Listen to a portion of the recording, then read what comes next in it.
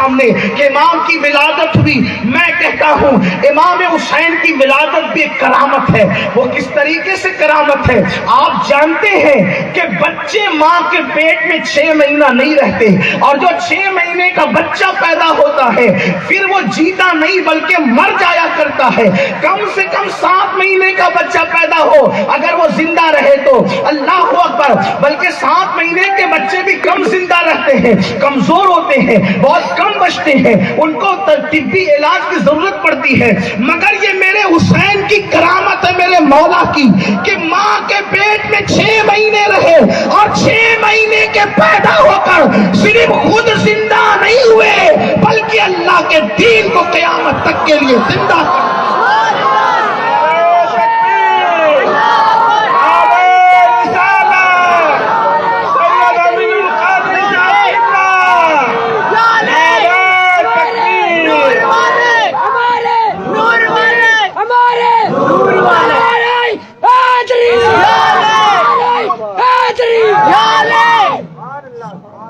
یہ وہ نفوس ہیں جن کی خیرات لینے کے لیے فرشتے در مصطفیٰ پر آتے ہیں۔ یہ وہ وجود ہیں جن سے وفا کرنا ایمان کی علامت ہے۔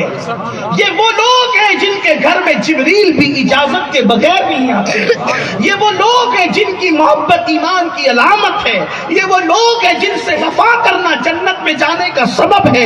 یہ وہ وجود ہے، یہ وہ ذوات ہیں کہ اللہ اکبر، جب جب اسلام پر، دین پر، مذہب پر، مسلک پر وقت آیا سب سے پہلے نبی کے خاندان نے قربانی دی۔ مجھے بات یاد آئی، امام اعظم کا ذکر ہو رہا تھا۔ یہ امام اعظم کیوں ہے؟ یاد رکھنا، ہر اعظم وہی بنتا ہے جو اس گھرانے کی غلامی کرتا ہے۔ اعظمیت اس گھرانے کے قدموں سے وابستہ ہے، اشرفیت اس گھرانے کے قدموں سے وابستہ ہے، شرف اس گھرانے کے قدموں سے وابستہ ہے، عزت اس گھرانے کے قدموں سے وابستہ ہے جسے رسول اللہ کا گھرانہ کہتے ہیں۔ اللہ اکبر! آپ جانتے ہیں امام اعظم کون ہے؟ ابھی حضرت نے پوچھا تھا کہ امام اعظم کس کی تقلید کرتے ہیں، تو اکثر میرے نوجوان ڈرے ہوئے تھے۔ بڑی معذرت کے ساتھ بسو والو، جس قوم کو کلمہ پڑھنا نہیں آتا اس قوم کو کیا پتا مقلد کس کے ہیں؟ یہ بھی بہت بڑا مسئلہ ہے۔ ہم کس کی تقلید کرتے ہیں؟ تقلید کا مطلب کیا ہوتا ہے؟ اللہ اکبر! اگر اس میں گفتگو ہو تو بہت وقت چلا جائے اور بڑا مشکل عنوان چھڑ جائے، میں چھیڑ کر کے میں جانا نہیں چاہتا، حالانکہ وقت کی قلت بھی ہے اور مجھے جو ہے یہ حکم بھی ہے کہ وقت میں گفتگو ختم کرنا ہے۔ اس کی وجہ یہ ہے کہ وقت پر شاید 4:45 بجے کی فلائٹ ہے احمد آباد سے، اس کو پکڑنا اس کا خیال مجھے رہے گا۔ لیکن آپ توجہ فرمائیں، ہم تقلید کرتے مطلب کیا؟ تقلید کہتے ہیں عرف عام کے اندر آنکھ بند کر کے کسی کے فتوے پر عمل کرنے کو تقلید کہتے ہیں۔ ہم جو نماز پڑھتے ہیں ہاتھ کہاں باندھنا چاہیے، یہ فتویٰ امام اعظم کا ہے۔ آمین کتنی زور سے کہنا چاہیے، فتویٰ امام اعظم کا ہے۔ اسی طریقے سے غسل کب فرض ہوتا ہے، فتویٰ امام اعظم کا ہے۔ یہ امام اعظم کون ہے؟ کچھ لوگ یہ بھی ہمیں کہتے ہیں، تانا دیتے ہیں کہ قرآن اور حدیث کے ہوتے ہوئے تم امام اعظم کی تقلید کیوں کرتے ہیں؟ میں آپ ان سے کہنا چاہتا ہوں کہ اللہ کے بندو، قرآن حدیث کے ہوتے ہوئے امام اعظم کی تقلید نہیں کرتے۔ یہ علماء موجود ہیں جن مسائل کو قرآن نے واضح طور پہ کہا، ہم اس میں مقلد نہیں ہیں امام اعظم کے۔ جن مسائل کو حدیث نے واضح طور پر کہا، اللہ اکبر، قرآن اور حدیث وضاحت کے ساتھ جس کو بیان کرتے ہیں، اس میں ائمہ کی تقلید نہیں ہوتی، بلکہ وہ مسائل جن کو قرآن و سنت نے واضح لفظوں میں بیان نہیں کیا، ہم اس میں تقلید کرتے ہیں۔ جیسے مثال کے طور پہ کچھ لوگ یہ کہتے ہیں قرآن پڑھنا چاہیے، میں نے کہا منع کس نے کیا؟ بالکل قرآن پڑھو۔ ترجمے سے پڑھنا چاہیے، بالکل پڑھو۔ تفسیر سے پڑھنا چاہیے، بالکل پڑھو، بالکل قرآن پڑھو۔ یہی تو قرآن کا معجزہ ہے کہ قرآن کسان بھی پڑھ سکتا ہے، قرآن امام بھی پڑھ سکتا ہے۔ یہ یہودیت اور نصرانیت نہیں ہے کہ تورات اور انجیل ہمارے سوا کوئی نہیں پڑھ سکتا۔ یہ کوئی اور ازم نہیں ہے کہ فلاں مذہب کی کتاب پنڈتوں کے سوا کوئی نہیں پڑھ سکتا. یہ میرا قرآن ہے, میرے نبی پہ نازل ہونے والا قرآن ہے. مسلمان کا 4 سال کا بچہ اگر قرآن پڑھنا چاہے تو قرآن پڑھ سکتا ہے. کسان کا بچہ چاہے پڑھے, امام کا بچہ چاہے پڑھے, ڈاکٹر کا بچہ چاہے پڑھے, وکیل کا بچہ چاہے پڑھے, سید کا بچہ چاہے پڑھے, پٹھان کا بچہ چاہے پڑھے. یہاں کسی کو پڑھنے میں ممانعت نہیں ہے, لیکن شرط اتنی ہے پڑھے کسی سے بھی مگر باب مدینۃ العلم کی غلامی کے ساتھ پڑھے گا, کبھی اس کو علوم کے فیضان ملتے نظر آئیں گے. گمراہی ہوتی بھی نظر آئے گی. اللہ اکبر. تو عرض یہ کر رہا تھا امام اعظم ابو حنیفہ کون؟ اللہ اکبر. اور ہم ان کی تقلید کیوں کرتے؟ ذرا سن لے آپ. قرآن میں سب ہے, میں نے کہا بالکل ہے. حدیث میں سب ہے, میں نے کہا بالکل ہے, میرا ایمان ہے. بلکہ ہمارا تو ایمان ہے, قرآن کہتا ہے ولا رطب ولا یابس الا فی کتاب مبین. ہر رطب و یابس کا بیان قرآن میں موجود ہے. اللہ اکبر. پھر ایک مقام پہ قرآن فرماتا ہے ہر خشک و تر کا بیان قرآن میں موجود ہے. اللہ اکبر. قرآن میں سب موجود ہے. لیکن آپ سے بات کہنا چاہتا ہوں, قرآن میں موجود سب ہے, میں نہیں نکال سکتا, آپ نہیں نکال سکتے. کا وہ کیوں نہیں نکال سکتے؟ ہے تو ایک مثال ہے. مثال دے کے بات کرنا یہ اللہ کی بھی سنت ہے, رسول اللہ کی بھی سنت ہے. آج کل کچھ لوگ ٹی وی پہ بیٹھ کے یوٹیوب چینلوں پہ بیٹھ, آج کل یوٹیوب چینلوں کا بڑا دور چلا. ایزی منی ہے, مفت میں پیسہ کمانا, کماؤ پیسہ. یوٹیوب چینل چلا رہے, کھول کے بیٹھ گئے, اڑگم دڑگم بکواس کرتے ہیں, ایسی گرم گرم پھیکم پھاک کرتے کہ نہ دیکھنے والا بھی دیکھے. اور سستے میں کیوں کوئی جائے بھائی نوکری کرنے, کیوں کوئی جائے ٹیچنگ کرنے, کیوں کوئی جائے امامت کرنے, کیوں کوئی جائے ایجوکیشن حاصل کرنے. گھر میں بیٹھو پھیکم پھاک کرتے رہو, لوگ دیکھتے رہیں گے, ایزی منی آتی رہے گی گھر تک پیسے کو. یہ تو حال ہو گیا ہے. چینل اس وقت بہترین پیسہ کمانے کا ذریعہ ہے نا یہی, لیکن جو جتنی گرما گرم پھینکے گا اس کی اتنی سنی جائے گی. صحیح یہی بات ہے. ہاں یہی بات. کبھی کبھی تو میرے ساتھ ایسا ہوتا ہے, یوٹیوب چینل پہ کوئی کلپ آتی ہے, امین القادری نے فلاں کے بارے میں کیا کہا. میں سوچا یار میں اتنا بوڑھا تو نہیں ہوا کہ بول کے اتنی جلدی بھول جاؤں گا. ایک مرتبہ میں نے دیکھا کہ یوٹیوب چینل پر میں نے دیکھا ایک کلپ لگی ہوئی ہے, امین القادری نے کہا کہ پیاز کھانا حرام ہے. میں نے کہا اللہ اگر میں نے یہ کہہ دیا تو آج کے بعد میں کیا منہ لے کر کے لوگوں میں بیان کروں گا. میں نے پوری تقریر کو سن لی, میں نے خود سن لی, مسکراتا بھی رہا, ہلکا سا غصہ بھی آتا رہا کہ میں نے کہا نہیں, لیکن میری طرف اس طرح کا ٹائپ ہے. یہ لوگ کرتے ہیں, لوگوں کو چاہیے نصیحت کرتا ہوں اللہ کے بندو ایسا مت کرو. لیکن بہرحال کوئی بات نہیں. لوگ کہتے ہیں قرآن اور حدیث کے ہوتے ہوئے تقلید کیوں, کہ ہم نہیں نکال سکتے قرآن سے مسئلہ. میں نے کہا نہیں نکال سکتے. کیوں نہیں نکال سکتے؟ مثال دے کے بات کرنا اللہ رسول کی. قرآن میں بھی اللہ نے مثال دی. کس کی مثال دی پتہ ہے؟ مکڑی کے جالے کی مثال دی. تو کافر کہنے لگے یہ کیسا اللہ ہے یہ جو مکڑی کے جالے کی بات کرتا ہے, اتنی چھوٹی ہلکی مثال دیتا ہے. تو اللہ نے پھر یہ بھی الف لام میم تیرا باپ سمجھ کے بتائے. اب کافروں کو پھر یہ چیلنج ہوا الف لام میم سمجھ. ارے پھر وہاں جبریل بھی حیرت سے رسول اللہ کا چہرہ تکتے ہیں اور حضور مسکراتے ہیں. اور جبریل کہتے ہیں مسکرانے کا باب کیا ہے؟ میں لایا مجھے نہیں پتا, آپ زمین پہ بیٹھے بیٹھے مسکرا رہے. فرمایا تجھے پتا بھی نہیں چلنا. کیوں؟ کیونکہ یہ محبوب و محب کے درمیان ایک راز ہے. گویا قرآن کہہ رہا ہے جب میں اپنی شان کے مطابق بات کرتا ہوں تو سید الملائکہ جبریل بھی سمجھ نہیں پاتا, اور جب تمہاری عقل کے مطابق کرتا ہوں تو پھر کسان بھی سمجھنے لگتا ہے. مکڑی کے جالے کا ذکر کیوں آیا تھا؟ کہ تو سمجھ سکے. مثال دی اللہ نے, تو سمجھ. اپنی شان کے مطابق کروں گا تو جبریل بھی سمجھ نہ سکیں گے, ہے نا. پھر وہ صرف محبوب سمجھے گا, اور محبوب بھی بیٹھ کے مسکرا اس لیے رہتے تاکہ لوگوں کو پتا چلے جبریل سکھانے نہیں آتا, جبریل تو پیغام لانے آتا ہے. ہاں جبریل کا کام پیغام لانا ہے, ورنہ اسرار اور رموز تو پھر جدا جدا ہے, بات ہی الگ ہے. کچھ لوگ تو بیچارے یہ بھی کہتے ہیں رسول اللہ کو جبریل نے پہلی بار دبایا اور دبایا تو رسول اللہ کانپ گئے. میں نے کہا مجھے ہضم نہیں ہوتا. حضور کانپ گئے. میں کہا کانپے تو بالکل تھے لیکن جبریل کے دبانے سے نہیں. دیکھو آج پڑھے لکھے لوگ ہیں, دنیا میں آسان بات کہتا ہوں, یہ بچہ ہے, اس کا ہاتھ پکڑ کے میں دبا دوں اور یہ رو پڑے تو بولو اخلاق اس بات کی اجازت دیتا ہے کہ دوبارہ پھر دباؤ؟ بولو بولو بھائی, بول دینا اچھا لگے, اور اگر سمجھ میں آتی تو بولنا. میں یہ نہیں کہوں گا کہ جب تک بولو گے نہیں میں آگے نہیں بڑھوں گا. اب بولیں گے تو بھی بڑھوں گا, نہیں بولو گے تو بھی, کیونکہ مجھے فلائٹ پکڑنی. بات سمجھ میں آتی ہے میری؟ ایک بار میں جو سرنڈر ہو جائے دوبارہ اخلاق اجازت دیتا ہے دبائے. اس بچے کو دبایا, چلایا, دوبارہ دباؤں گا نہیں, لیکن یہ بچہ میرا ہاتھ دبائے اور میرا ہاتھ یوں کڑک رہے.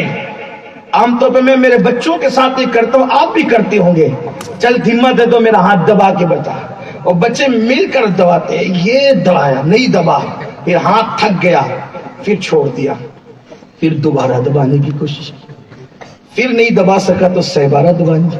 جب جبریل نے دبایا اور رسول اللہ کانپ گئے تو دوبارہ کیوں دبایا؟ کیا بات ہے؟ جو پہلی مرتبہ میں کانپ جائے تو کیا اخلاق اجازت دیتا ہے دوبارہ دبانے کی؟ بھیچا, دبایا تو حضور کانپ گئے. میں نے کہا اللہ کے بندو, حدیث کو سمجھنے کے لیے کم سے کم عقل سے تو کام لے لو. پہلی مرتبہ جبریل نے دبایا تو دباتے دباتے خود تھک گئے اور تھک کر کے پیچھے ہو گئے. پھر تھوڑی راحت لے کر کے دوبارہ دبایا, پھر تھک گئے تو تیسری مرتبہ دبایا. اللہ اکبر, پھر بھی حضور نہ دبے تو جبریل نے کہا میرے کہنے سے نہ پڑھے, اقرا باسم ربک الذی خلق, اپنے رب کے نام ہی سے پڑھیے.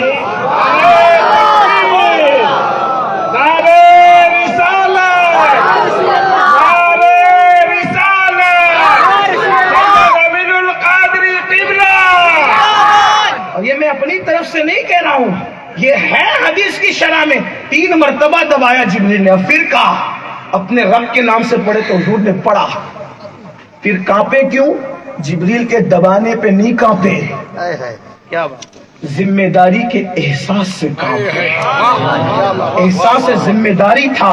اللہ تو نے مجھے اتنی بڑی ذمہ داری دی کہ اکرما کے گھر میں مجھے اسلام پہنچا, مجھے ابو جہل کے گھر میں اسلام پہنچانا ہے, ابو جہل جیسے کٹر کے گھر میں اسلام پہنچانا ہے, ابو لہب جیسے کے گھر میں اسلام پہنچانا ہے, پتھر کے پجاریوں کو تیری عبادت کا شعور دینا ہے, گمراہ لوگوں کو آسمان ہدایت کا تارا بنانا ہے, پتھر پوجنے والوں کو تیری عبادت کا شعور عطا کرنا ہے, گمراہوں کو آسمان ہدایت کا تارا بنانا ہے, جو خود راہ پہ نہیں ہے ان کو ہادی اور مہدی بنانا ہے, 360 معبودوں کو جنہوں نے کعبے پہ سجا رکھے ہیں انہی کے دل میں تیری محبت پیدا کرنی ہے. اللہ اکبر, بیٹیوں کو زندہ دفن کرنے والوں کو بیٹیوں سے پیار کا شعور عطا کرنا ہے, شراب پینے والوں کو شراب سے نفرت عطا کرنا ہے, تجھ سے نفرت کرنے والوں کو تیری محبت عطا کرنا ہے, حتیٰ کہ وحشی صفت انسانوں کو رشک ملائکہ بنانا ہے. اتنی بڑی ذمہ داری تو نے مجھے دی ہے. حضور ذمہ داری کے احساس سے کانپ گئے. اب پتہ چلا کیوں کانپے, ورنہ جبریل تھکے ہیں اور ایک بار نہیں تھکے ہیں. یا تو دبانے پر آپ کہتے تھک گئے, وہ تو ساتھ بھی نہیں چل سکتے میرے نبی کے. اگر نبی چلے اپنی رفتار سے, اگر وہ بکریوں کا خیال کرے تو حلیمہ کی بکریوں کے پیچھے چلے, اور اگر وہ اپنی رفتار سے چلے تو جبریل تھک جائے. میرے امام اہل سنت کہتے تھکے تھے روح الامی کے بازو, کہاں وہ دامن کہاں وہ پہلو, رکاب چھوٹی امید ٹوٹی نگاہ حسرت کے ولولے. لیکن میرا عنوان وہ نہیں, عرض کیا کر رہا تھا, ایک قرآن اور حدیث ہے تو امام اعظم کی تقلید کی. میں نے کہا ہم نکال لی, قرآن پڑھ سکتے ہیں, اس میں سے مسئلہ نہیں نکال سکتے. کہا کیوں نہیں نکال سکتے؟ ایک آسان بات, دیکھیے سمندر ہے, دیکھا سمندر, دیکھا کہ نہیں دیکھا تو دیکھ لینا. سمندر میں کیا دکھتا ہے؟ بولو بھائی, پانی. بچے سے پوچھو کیا ہے, کیا بولے گا؟ بولو بھائی, پانی. اور کیا ہے؟ اب پانی. اور کیا ہے؟ پانی. ٹھیک, بچہ کہے گا پانی. کچھ پڑھا لکھا ہوگا, پانی بھی, اس میں مچھلیاں بھی ہیں, مچھلیاں بھی ہیں, کیکڑے بھی ہیں, مچھلیاں بھی ہیں, موتی بھی ہے, سیپ بھی ہے. نکالیے امام صاحب. نہیں میں نہیں نکال سکتا, ہے نا امام صاحب, ہے تو نکالیے. نہیں نکالنا میرا مجھے معلوم ہے کہ ہے, نکال میں نہیں سکتا تھا. کیوں نہیں نکال سکتے امام صاحب؟ وہ کہا کہ میں تیراک نہیں ہوں. تیراک کو بلایا, آپ نکالو. کہا تیراک ہوں, گواز نہیں ہوں. گواز کو بلایا, تو نکال. تو کہا گواز ہوں لیکن جوہری نہیں ہوں, اس لیے کہ تیراک بھی ہو, گواز بھی ہو, جوہری بھی ہو, کیونکہ وہاں ہاتھ ڈال کر کے اندازہ ہونا چاہیے کہ سیپ کہاں ہے, ورنہ سیپ کی جگہ کیکڑا پکڑ کے محنت سے لائے گا تو ناکام ہو جائے گا. واللہ جب سمندر کے اندر موتی ہے سب کو پتا ہے, ہر کوئی نکال نہیں سکتا, اس کے لیے گواز اور جوہری کی ضرورت ہے. بلا تمثیل قرآن اس سمندر کا نام ہے بغیر کنارے کا, جس میں علوم و معارف کے خزانے موجود ہیں, لیکن میں اور تم نہیں نکال سکتے. اس کے لیے امام اعظم جیسوں کی ضرورت ہے, امام شافعی جیسوں کی ضرورت ہے, احمد ابن حنبل جیسوں کی ضرورت ہے, امام مالک جیسوں کی ضرورت ہے, جو اس کے اندر گوتا لگاتے ہیں اور نکال کر کے لاتے ہیں. اللہ اکبر, یہ امام اعظم ہے. لیکن سن لیں امام اعظم کون, جلدی جلدی سے وقت کی قلت ہے ورنہ میں دیر تک پڑھتا امام اعظم کے فضائل کو. میرا امام وہ ہے. امام اعظم کون, جس نے 100 مرتبہ خدا کا خواب میں دیدار کیا. توجہ کریں, اللہ اکبر. اس پر یہ نہیں کہوں گا کہ سبحان اللہ کہنا, آپ کے عشق پہ چھوڑتا ہوں کہ جس کے مسلک کے مطابق زندگی گزارتے اس سے پیار کتنا کرتے ہو, ذرا سوچ لو. جس نے 100 مرتبہ خواب میں خدا کا دیدار کیا وہ نعمان بن ثابت امام اعظم ابو حنیفہ, جو مقام جورانا میں ایک رات ٹھہرے تو 70 مرتبہ رسول اللہ کا دیدار کیا. اس مقامات پر ایک رات میں 70 بار حضور کو دیکھا. اکثر و بیشتر حالات یہ ہوتے کہ جس مسئلے میں مشکل آ جاتی وہ ڈائریکٹ رسول اللہ سے مسئلہ پوچھ لیا کرتے تھے.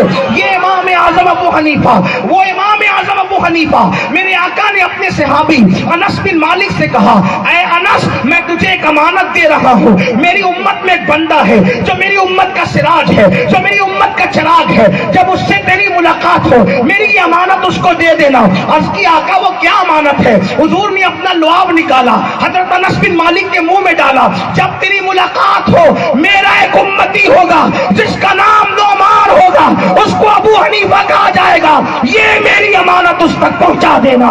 حضرت امام اعظم ابو حنیفہ مکہ گئے, ایک حلقہ دیکھا جس میں بھیڑ لگی ہوئی تھی, لوگ حدیث سن رہے تھے. پوچھا کون ہے؟ کہا انس بن مالک. وہاں جا کر کے بیٹھ گئے. جب بیٹھ گئے تو اللہ اکبر, حضرت انس بن مالک نے ان کو دیکھا.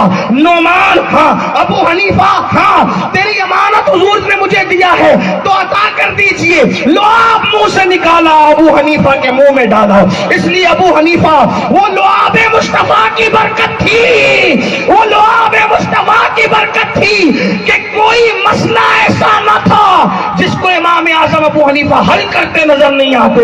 اللہ اکبر. کسی نے پوچھا خدا کیا کر رہا ہے, وہ بھی بتا دیا. خدا کا رخ کس طرف ہے, وہ بھی بتا دیا. اللہ اکبر. امام اعظم نے سب بتایا, حتیٰ کہ اتنا علم تھا کہ ان کے استاد ان سے مسئلہ پوچھا کرتے تھے.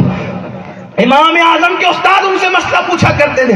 اگر ٹائم ہوتا تو آپ کرتا, لیکن ایک بات میں عرض کر دیتا ہوں آسانی کے ساتھ, جلدی جلدی سے. اللہ وقت میں برکت دے, تاکہ عنوان بابا نے اتنا لمبا چوڑا دیا ہے, اور یہ بھی میرا امتحان ہے کہ عنوان مجھے اتنے ڈھیر سارے دیے جاتے ہیں اور وقت 1 گھنٹے کا ہوتا ہے.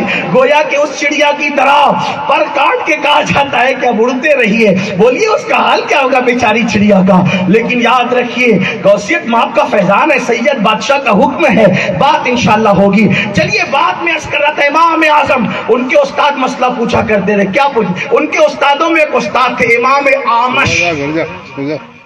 آپ کو بوریت تو نہیں ہوگی نا امام اعظم کا ذکر سن کے؟ سن لیجئے. امام اعظم, امام اعمش ان کے استاد تھے. بڑھاپے میں پہنچ گئے تھے, عمر لمبی ہو گئی تھی, دماغ چڑچڑا ہو گیا تھا. دماغ چڑچڑا ہوا تو بیوی سے اکثر انبن ہوتی تھی, زک زک ہوتی تھی. کچھ لوگ امام اعمش امام اعظم کے استاد کے گھر میں بیوی سے زک زک ہوتی تھی. میں کہ اللہ کے بندو, جو یہ کہنا کہ میری بیوی سے جھگڑا نہیں ہوتا, بڑا اپنے دور کا پیر ہوگا تو بھی نہیں مانوں گا. بولوں گا تو ہے سچا, لیکن اس وقت تو جھوٹ بول رہا ہے میرے بھائی, ایسا مت کر. بولو بیوی سے جھگڑا سب کا ہونا بھی چاہیے جھگڑا, لیکن مار پیٹ والا نہیں ہونا چاہیے, طلاق کی دھمکی والا نہیں ہونا چاہیے. کون سا جھگڑا ہونا چاہیے, اس کا لطف ہی کچھ اور ہے. بیوی میاں کا جھگڑا کیسا ہوتا ہے پتہ ہے, ابلتے دودھ کی طرح, ابھی ابلا اور ابھی نیچے بیٹھ گیا, اسی کو کہتے ہیں میاں بیوی کا جھگڑا. ارے رسول اللہ کی ازواج پاک ان سے لڑا کرتی تھی محبت والی وہ, اور ناراض ہو کے بیٹھ بھی جاتی تھی, میرے آقا آ کر ان کو منا لیا کرتے. میں لوگوں کو اسی لیے کہتا ہوں روٹ کے بیٹھنا یہ مردوں کا کام نہیں, یہ عورتوں کا کام ہے. منانا مردوں کا کام ہے, اور بیوی کو منانے کا جو لطف ہے وہ بھی بڑی بات ہے. بلکہ اسلام تو یہ کہتا ہے بیوی نہ مانتی ہو تو جھوٹ بول کے بھی منا سکتی ہو. بیوی کے لیے جھوٹ بول کے بھی منایا جا سکتا ہے, ہاں لیکن جھوٹ بولنے کی اجازت نہیں ہے جھگڑا ختم کرنے کے لیے. ورنہ آپ یہ نہیں کہنا کہ میں نے جھوٹ بولنے کی اجازت. میری قوم کا حال بھی عجیب ہے, ان کے فائدے کی کرتا ہوں پھر بھی بعد میں جا کے میری بات کرتے ہیں. ایسا مت کیا کرو, آپ کے فائدے کی کر رہا ہوں. منا لو جھوٹ بول کے, وہ فتنہ جو سچ بول کے بپا ہو وہ برا ہے, اور سچ بول کے اگر فتنہ پیدا ہوتا ہے تو وہ سچ برا ہے, اور جھوٹ بول کے فتنہ ختم ہوتا ہے تو وہ جھوٹ اس وقت اچھا ہے. سنے کراؤ اگر جھوٹ بول دینا پڑے. جھوٹ بولنے کا مطلب کیا, ارے بھائی ہے بھی کچھ نہیں پھر بھی کہے میری عزیز من, میں تو دنیا میں سب سے زیادہ آپ سے پیار کرتا ہوں, اگرچہ کوئی اور بھی ہو کہہ دو نا بھائی, جھگڑا ہی ختم ہوتا ہے. اسی سے بول سکتے ہو, اس سے جھگڑا ہی ختم, اور کچھ کیا ہوتا ہے. تو سب کے گھر میں جھگڑا ہوتا ہے. حضرت خلیل پاک ابراہیم خلیل اللہ سے کہا اللہ یہ سارا مجھ سے جھگڑا کرتی ہے. اللہ نے فرمایا صبر کر, تجھے خلیل اسی لیے بنایا کہ تو بیوی کے جھگڑے پہ صبر کرتا ہے. اور میں نے عورت کو ٹیڑھی پسلی سے بنایا. بھائی کسی کی بھی بیوی ہے وہ ٹیڑھی پسلی کی, اس نے تو بات ہی ٹیڑھی کرنی ہے. پیر صاحب کی ہے تو بھی ٹیڑھی پسلی کی ہے, سید صاحب کی ہے تو بھی ٹیڑھی پسلی کی. میں ہمت سے بات کر رہا ہوں, ہاں صحیح کہہ رہا ہوں. بیوی کسی کی بھی صرف بیوی ہے, محبت بے مثال کرے گی, عقیدت ایک نہ کرے. اور جس کی بیوی عقیدت کر لے اس سے بڑا انسان زمین پہ ہو نہیں سکتا. ہاں بیوی محبت کرتی ہے شوہر سے, عقیدت نہیں کرتی. پیر صاحب کتنے بڑے ہو جائے, یہ پیر لوگ کی بات نہیں کرے, بڑے اچھے پیر لوگ ہیں, سب ہاتھ چومیں گے, اس نے نہیں چومنا. اس نے تو یہ کہنا کہ پروگرام سے اتنی لیٹ آئے کیسے, یہ ہے نا. سب عقیدت کر رہے تھے, وہ اس نے عقیدت نہیں کرنا, محبت کرنا ہے. اور وہ یہ بھی سوال کرے تو اس لیے کرے کہ اس کو محبت ہے. ہاں مگر یہ بھی بتا دو بسو کے سنی مسلمانوں, جو بیوی شوہر سے صرف محبت کرتی ہے عقیدت نہیں کر سکتی. سب سے پہلے میرے نبی نے جب کہا کہ وہ اللہ کے نبی ہے تو جس نے نبی کا کلمہ پڑھا تھا وہ کوئی اور نہیں تھی, وہ میرے نبی کی بیوی خدیجۃ الکبریٰ.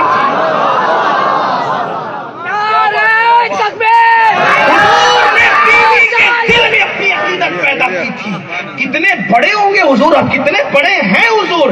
تو بات دور نکلی, عرض کر رہا تھا امام اعمش کی روز تک روز جھگڑا بیوی سے. بڑی بھی تنگ آ گئی جھگڑے سے. ایک دن بڑی بھی نے سوچا اب بڑے میاں جھگڑا کریں, کوئی فیصلہ ہی لینا ہے. بہنوں سے کہتا ہوں ایسا مت کیا کرو, کوئی فیصلہ تم نے نہیں لینا, صبر کرو. جو شوہر کی زگ تک پہ صبر کرے اللہ اس عورت کو آسیہ اور مریم کے ثواب کے برابر ثواب عطا کرتا ہے. دنیا ختم ہو جانے والی ہے, جلدی بازی میں کام مت لیا کرو میری بہنوں. ہاں آپ سے کہتا ہوں جلدی. آج تو تھوڑی سی بات بھی تو طلاق عورتیں مانگنے لگی. کیوں؟ اس لیے کہ انہیں پتا ہے طلاق کا قانون ان کو اپنے حمایت میں نظر آتا ہے. میری بہن کوئی تیری حمایت میں نہیں ہے. جو اپنی بیویوں کے نہ ہوئے وہ تیرے کیا ہو سکتے ہیں. یہ تیرا اپنا مذہب ہے جو تیرا ہے. اللہ اکبر. جس نے تجھے تعلیم دی, جس نے تجھے ترقی دی, لوگوں نے تو تجھ سے جینے کا حق بھی چھینا تھا. جب لوگ اپنی بیٹیوں کو اپنے ہاتھوں سے زندہ دفن کر رہے تھے اس وقت تیرے اور میرے نبی تھے جو بیٹی کی آمد پہ کھڑے ہوتے تھے, شہزادی کی آمد پہ کھڑے ہوتے تھے اور کھڑے ہو کے کہتے تھے فدا کے امی و ابی یا فاطمہ, فاطمہ تجھ پر میرے ماں باپ قربان ہو جائے. یہ ہے، اسلام نے یہ باتیں کی ہے۔ تو بہرحال آج کل عورتوں کا حال بڑا عجیب ہوا، کیونکہ وہ رسول اللہ کی سنت دیکھ کر کے زندگی گزارنے کا طریقہ نہیں سیکھ رہی ہے، سیریل دیکھ کر زندگی گزارنے کا طریقہ سیکھ رہی ہے۔ کیوں؟ سیریل دیکھ کے زندگی گزارنے کا طریقہ سیکھے گی تو جھگڑا ہی ہوگا، لفڑا ہی ہوگا، مسائل ہوں گے۔ کیوں؟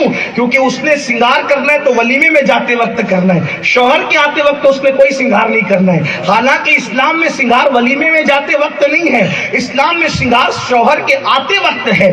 جو عورت اپنے شوہر کے آتے وقت سنگار کرے، اللہ اس کو رات بھر نفل پڑھنے سے زیادہ ثواب عطا فرماتا ہے۔ اس کو سنگار کرنا ہے گھر کے وقت، لیکن آج فیشن کا دور ہے، بازار میں سنگار کر کے چلی، پکچر میں سنگار کر کے چلی، ولیمہ میں سنگار کر کے چلی۔ میں آپ کو دعوت فکر دیتا ہوں، میری بات لوگوں کو بری بھی لگتی، کہا سید صاحب اتنی گہرائی کی بات نہ کیا کرو، تھوڑا مشکل ہوتی ہے۔ میں نے کہا جب تک زندہ ہوں اسلام جو سچی سچی کرتا ہے پیش کر دوں گا، عمل کرو نہ کرو تمہارا کام ہے۔ ولیمے میں بیویوں کو لے جانے والوں میں تم سے پوچھتا ہوں، جو مذہب عورت کو فتنے کے خوف سے مسجد جانے سے روک دے، اس مذہب کی عورت اگر بے پردہ ولیمے میں جاتی ہے، دیوروں کے ساتھ ہنسی مذاق کرتی ہے، اللہ اکبر، بہنوئی کے ساتھ ہلدی کھیلتی ہے، سوچو بے غیرتی کا عالم کیا ہے۔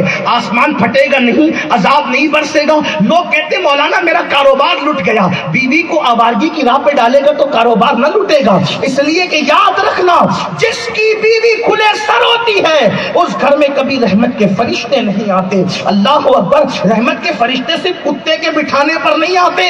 اللہ اکبر، لوگ کہتے مولانا آپ نے کہا تھا کتا جاؤ گا وہاں رحمت کے فرشتے رہیں گے، میرے گھر میں کتا نہیں۔ میں نے کہا اس سے بڑا کتا بٹھا رکھا ہے کہ تیرے گھر کی عورتیں، تیری بیٹی، تیری بہن، تیری بیوی بے پردہ گھر میں ہے، دیور آ کے ہنسی مذاق کرے، بہن بھائی سے ہلدی کھیلی جا رہی ہے، شادیوں میں ڈانڈیا کھیلے جا رہے ہیں۔ یہ فیشن پرستی نے تمہیں تباہ کر رکھا ہے۔ بیٹیوں کے بدن پہ اتنے باریک اور پتلے لباس ہے کہ ان کا جسم نظر آ رہا ہے۔ غیرت کہاں گئی؟ غیرت کہاں کھو گئی؟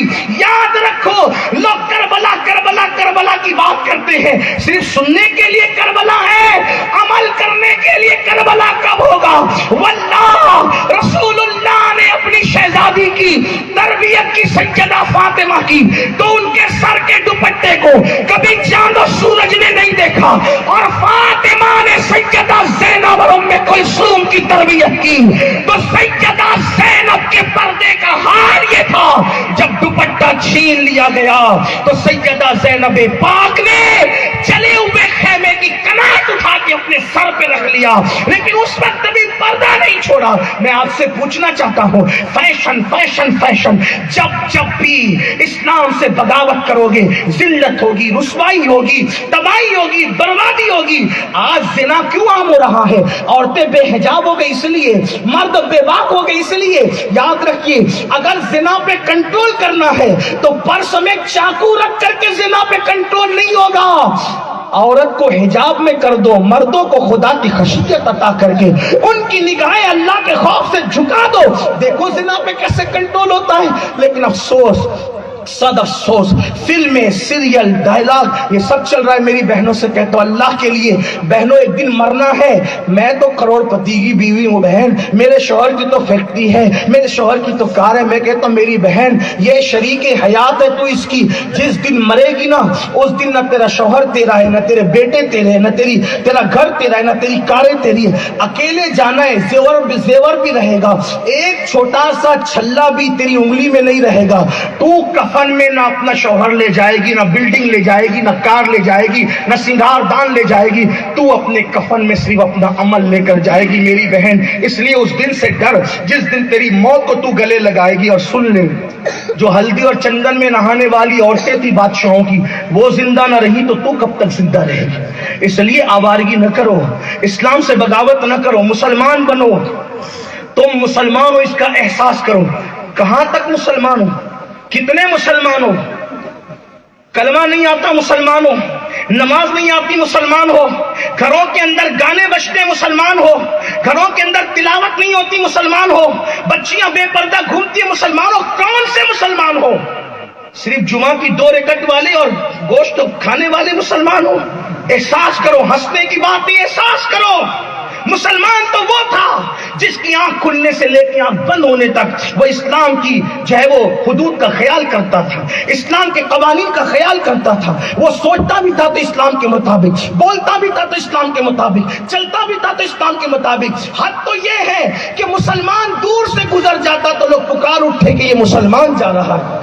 آج تو پڑوسی بھی آپ پہ اعتماد نہیں کرتا، باپ بیٹے پہ اعتماد نہیں کرتا، یہ ہے لوگ آج ایسے مسلمان۔ کل کا مسلمان ایسا تھا، کوئی کافر بھی گھر ڈھونڈتا تھا تو کہتا تھا مسلمان کے پڑوس میں رہوں گا، کیونکہ وہاں رہوں گا تو میری عزت بھی بچے گی، دولت بھی بچے گی، میری عورت کی حفاظت بھی بچے گی۔ یہ مسلمان تھے کل کے، لیکن آج تو خود کی بیٹیوں کے دشمن ہو گئے۔ تو بہرحال دور نکلتی ہے بات، عرض جلدی کر رہا تھا۔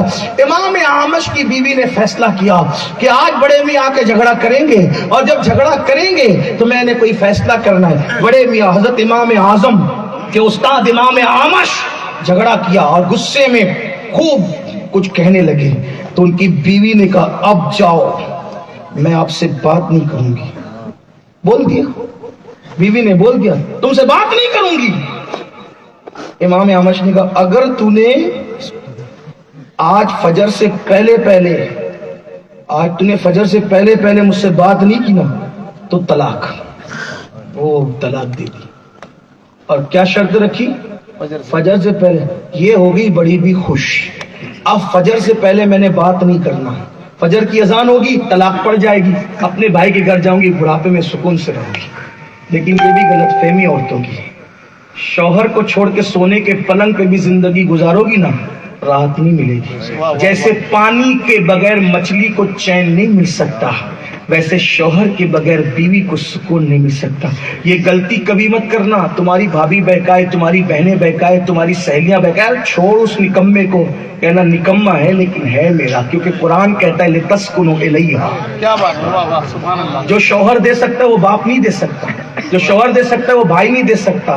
اس لیے شوہر کے کھوٹے سے بندے رہو، اور شوہر سے بھی کہتا ہوں ظلم نہ کرنا، اللہ کو ظلم پسند نہیں ورنہ تباہ ہوگا۔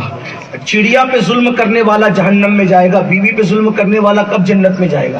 داڑھی کتنی بھی بڑی کر لے، ٹوپی کتنی بھی خوبصورت پہن لے، کتنا بھی سفید ایک دم ٹائٹ استری کا کرتا پہن لے، لیکن اگر تو نے بیوی پہ ظلم کیا، میرے نبی نے فرمایا جو رات بھر عبادت کرے، ہر دن روزہ رکھے، بیوی پہ ظلم کرے، پھر بھی میں محمد اعلان کرتا ہوں کہ وہ جہنم میں جائے گا۔ صرف ماں کو ستانے والا جہنم میں نہیں جائے گا، بیوی کو ستانے والا بھی جہنم میں جائے گا۔ یہ جو ستاتے ہیں نا، پریشان کرتے ہیں نا، بیوی گھر میں پڑی ہوئی ادھر ادھر تاکتے پھرتے ہیں، یہ ظلم ہے بیوی پر۔ رات دیر گئے تک کہ ادھر ادھر بھٹکتے رہتے، بیوی انتظار کر رہی ہوتی، ظلم ہے۔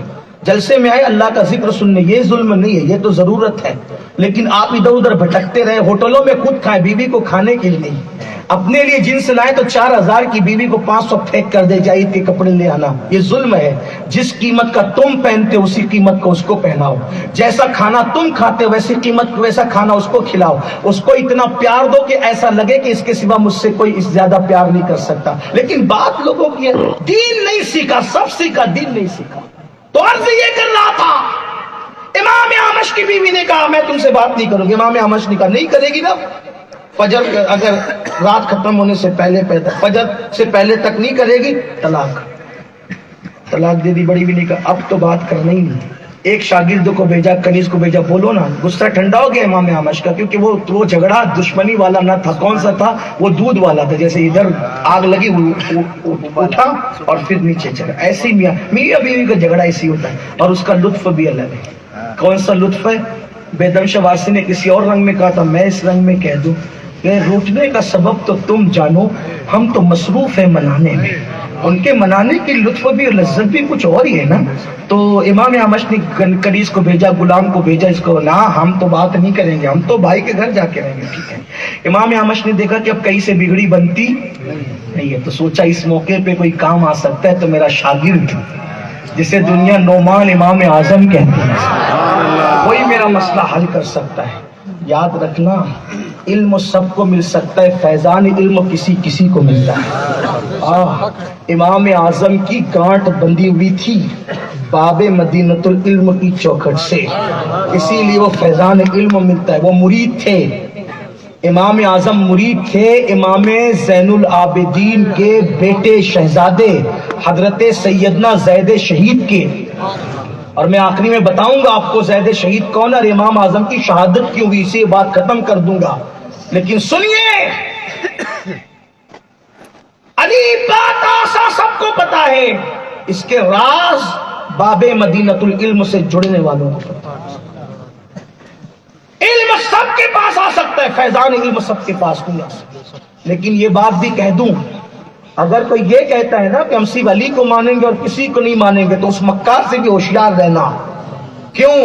کیونکہ علی مرتضیٰ نے جن کے پیچھے نماز پڑھی ہے، اگر وہ امام نہیں ہے تو دنیا میں پھر امام ہے کون؟ صدیق اکبر امام، فاروق اعظم امام، عثمان غنی امام۔ کیوں؟ کیونکہ علی مرتضیٰ نے ان کو امام کہا۔ ہاں، آج کل کچھ لوگ ایسے ہیں جو صحابہ کا نام لے کے اہل بیت کو گالیاں دیتے ہیں، اہل بیت کا نام لے کے صحابہ کو گالیاں دیتے، دونوں بدمعاش ہے، لیکن یہ اہل سنت ہے کہ ہمارے ایک ہاتھ میں اہل بیت کا، دوسرے ہاتھ میں صحابہ کا دامن ہے۔ اہل سنت کا ہے بیڑا پار، اصحاب حضور نجم ہے اور ناؤ ہے عطرت رسول اللہ کی۔ اور بسو والو یہ بھی سن لو، افضل البشر بعد الانبیاء بالتحقیق سیدنا ابو بکر صدیق رضی اللہ عنہ، صدیق اکبر۔ اور یہ کچوچا مقدسہ سے آواز آئی، مرتبہ حضرت صدیق کا یہ ہے سید، ہر فضیلت کے وہ جامع ہے نبوت کے سوا۔ عقیدہ بھی درست رکھو۔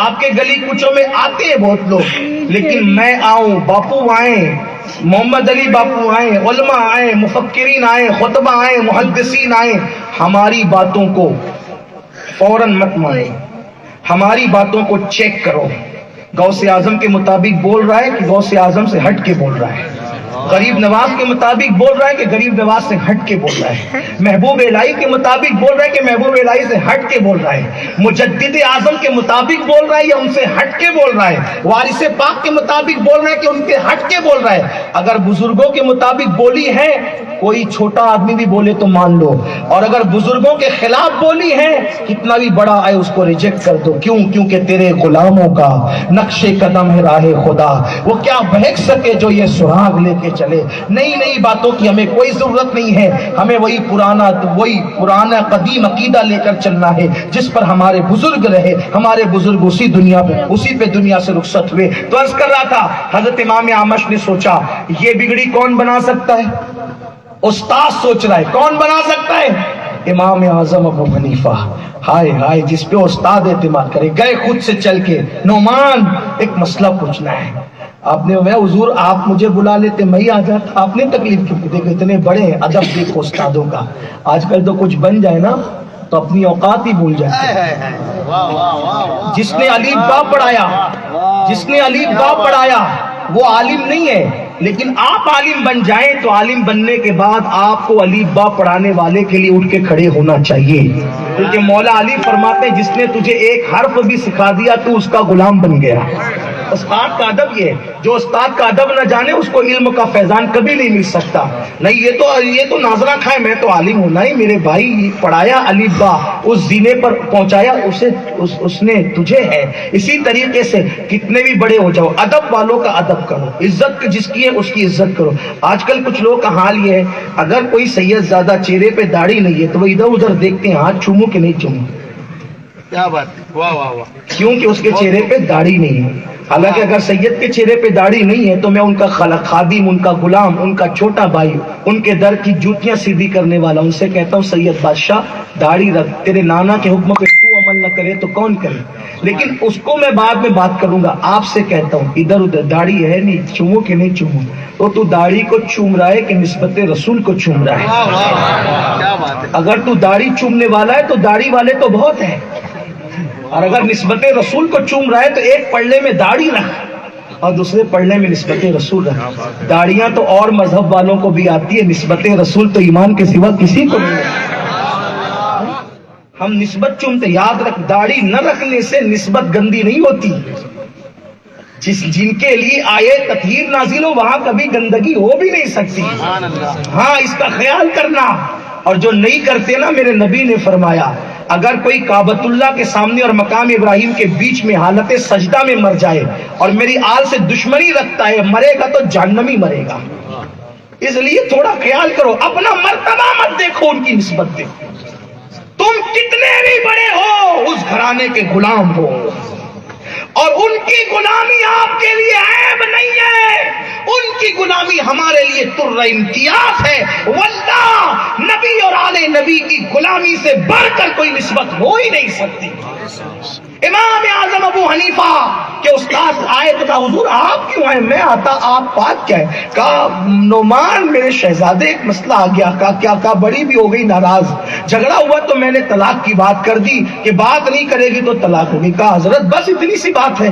کہاں؟ کہا گھر جائیے بالکل بے فکر ہو کے سوئیے، انشاءاللہ طلاق نہیں ہوگی۔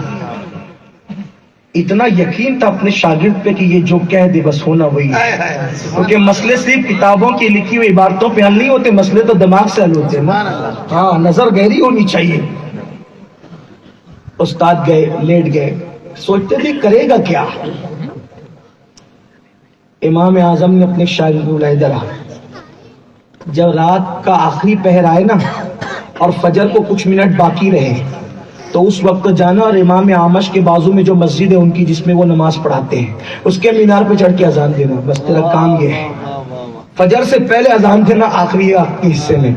شاگرد گئے مینار پہ چڑھے، اللہ اکبر اللہ اکبر، بڑی بھی خوشی خوشی، بڑے میاں اب تو ہماری چھٹی، طلاق باقی ہو گئی، اب ہم چلے بھائی کے گھر۔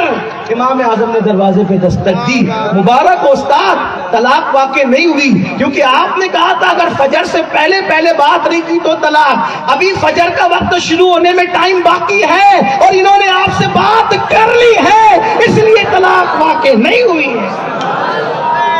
یہ تھے امام اعظم ابو حنیفہ۔ اس طرح کی اگر بات بیان کروں تو رات ختم ہو بات ختم نہ ہو، لیکن وہ امام اعظم کو اتنا ملا کیسے؟ وہ امام جعفر صادق کی جوتیاں سیدھی کرنے کی برکتیں تھی۔ اور آپ کو پتا ہے اللہ اکبر، امام اعظم نے اپنی آمدنی کا 40% حصہ اہل بیت کے لیے وقف کرنا۔ سبحان اللہ، کیا بات۔ میری گھر امام اعظم اس وقت تک پھل نہیں کھاتے تھے جب تک نبی کے گھر والوں کے گھروں میں پھل نہیں پہنچا۔ سبحان اللہ سبحان اللہ، یہ امام اعظم کی وفا ہے۔ اور اتنا آپ سے کہہ دو، امام اعظم کے بارے میں لوگ یہ کہتے ہیں نا کہ انہوں نے عہدہ قضا قبول نہیں کیا، وہ قاضی نہیں بنے اس لیے وہ جیل میں ڈال دیے گئے۔ میں نے کہا لوگوں کی دکھتی کہاں ہے اور بتاتے کہاں ہیں؟ آپ سے میں کہنا چاہتا ہوں یہ یاسین باپا ان کو کہو چلو تقریر کرو، یہ کہیں نہیں میں تقریر نہیں کرتا، تو کیا انہیں جیل ڈالا جائے گا؟ ٹھیک ہے آپ نہیں کرتے کوئی اور کرے گا، آپ کے محتاج ہیں؟ نہیں، امین القاضی تم تقریر کر لیں، میں نے نہیں کرنا، کسی اور کو بلائیں، کسی اور کو بٹھائیں گے۔ منصور امام اعظم سے کہتے ہیں قاضی بنو، امام اعظم کہتے نہیں بننا، تو جیل میں ڈالو گے؟ قاضی نہ بننے پر بھی کوئی جیل میں جاتا ہے؟ نہیں۔ حضرت زید شہید، حضرت سیدنا امام جعفر صادق، حضرت سیدنا امام موسیٰ کاظم، حضرت امام اعظم کہتے تھے جو ان سیدوں کی مدد کرے گا اللہ اس کو بدر و احد میں شرکت کرنے والوں کا ثواب عطا فرمائے گا۔ ان کی مدد کرو، ان کی نصرت کرو، ان کی حمایت کرو۔ منصور کو لگا یہ اتنا بڑا عالم، وہ کہتے تھے کہ میں نہیں جا سکتا ان کی مدد کے لیے، شاگردوں کہتے کہ تم مدد کرو، ان سیدوں کی تم مدد کرو، کیونکہ رسول اللہ نے فرمایا جو میری آل کی مدد کرے گا قیامت کے دن میں اس کی شفاعت کروں گا، اس کو تلاش کر کر کے ان کی شفاعت کی جائے گی۔ امام اعظم کہتے تھے میری ذمہ داری بڑی ہے، میں نہیں جا سکتا، میں پیسے تو پہنچا رہا ہوں، تم جاؤ مدد کرو، زید پاک کی تم مدد کرو، زید کی تم مدد کرو، جعفر صادق کی تم مدد کرو، موسیٰ کاظم کی تم مدد کرو۔ یہ مدد کی باتیں ہو رہی تھی۔ منصور کو پتا چلا اتنا بڑا آدمی بات کر رہا ہے، اگر یہی حال رہا تو نقصان ہوگا، ہمارا تختہ پلٹ جائے گا۔ حضرت زید پاک کون ہے؟ زید شہید، مظلوم جسے زید شہید کہتے ہیں۔ ایک مرتبہ حضرت زید پاک، زید شہید امام محمد باقر سے کہتے ہیں میں ان ظالموں کو ختم کروں گا۔ آپ نے کہا میرے بھائی، امام باقر بڑے بھائی تھے، سرکار زید پاک عمر میں چھوٹے تھے، ان سے کہا کہ بھائی سید بن کے مت جانا، سید بن کے جائے گا تو زیادہ نقصان پہنچائے گا۔ پھر کہا اپنا نسب ظاہر مت کر، تاجر بن کے جا تاکہ لوگ تجھے جانے کہ تو تاجر ہے۔ آپ تاجر بن کے گئے، نماز جمعہ کا وقت آیا، بادشاہ جمعہ پڑھانے مصلی پہ گیا، آپ نے بازو پکڑ کے کھینچا، چلو پیچھے، بادشاہ کو پکڑ کے پیچھے کیا، چلو پیچھے، خود گئے نماز پڑھائی، نماز مکمل ہوئی، ہنگامہ، بادشاہ کو پیچھے کیا، بادشاہ کو پیچھے کیا، کس نے کیا، کس نے کیا؟ تو ماننے جاننے والوں نے جلدی سے حضرت زید کو نکال دیا اور شور کیا، وہ تو تاجر تھا، وہ تو تاجر تھا، وہ تو بادشاہ منبر پہ بیٹھ کے کہتا ہے واللہ کسی تاجر میں اتنی ہمت نہیں ہے کہ بازو پکڑ کے بادشاہ کو پیچھے کرے، یقیناً اتنی ہمت اگر کسی میں ہے تو اسے علی کا خون اور فاطمہ کا دودھ کہتے ہیں۔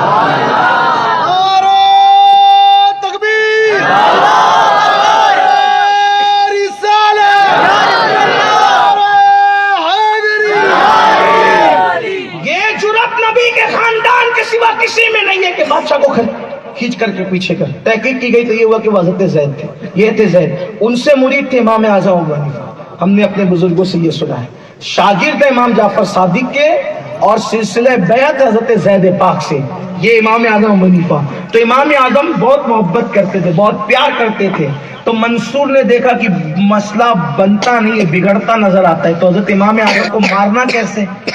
تو کہا کہ آپ قاضی بنے، میں قاضی نہیں بنتا، ظاہر سی بات ہے نا، چھوٹی سی بات پکڑ کر کے اپنا کام کرنا تھا، تو قاضی کا بہانہ تھا، اصل میں محبت اہل بیت وجہ تھی، پیارے اہل بیت وجہ تھی، جیل میں ڈال دیا، اور جیل میں ڈالا تو روزانہ نکال کے سر پہ کوڑے لگاتے تھے، سر میں کوڑے لگا کر کے منہ سے کہتے تھے قاضی بن جاؤ، اور کان میں کہتے تھے اہل بیت کی محبت چھوڑ دو۔ امام اعظم کہتے تھے مر جاؤں گا لیکن نہیں چھوڑوں گا۔ بالآخر جب امام اعظم کی ہمدردی بڑھتی رہی بڑھتی رہی بڑھتی رہی بڑھتی رہی تو امام اعظم کو جیل کے اندر زہر دیا گیا۔ اسی لیے میں نے شروع میں کہا کہ ان کی شہادت ہوئی، ان کو زہر کھلا کر کے آپ کو شہید کیا گیا۔ یہ سرکار امام اعظم ابو حنیفہ کی زندگی کا باب ہے، یہ ہے امام اعظم۔ اور جب آپ کو زہر دیا گیا اور آپ کی شہادت ہوئی، آپ کے جنازے میں اتنے لوگ تھے کہ 3 دن تک کے لوگ آپ کی قبر پر مٹی ڈالتے رہے، مٹی ہٹاتے رہے، ڈالتے رہے، ہٹاتے رہے، جب بادشاہ نے یہ جنازہ دیکھا نا تو اس وقت قبر پر آ کر کے کہتا ہے نعمان تو نے جیتے جی بھی مجھے رسوا کیا اور بعد وصال بھی تو نے مجھے رسوا کر دیا۔ یہ امام اعظم ابو حنیفہ تھے۔ مسلمانوں دین سیکھو، دین پہ عمل کرو، باتیں بہت سی ہو سکتی ہے، اللہ سے بس اتنی دعا ہے اللہ ہم سب کو عمل کی توفیق دے، گفتگو کے درمیان کوئی غلطی تو اللہ معاف فرمائے۔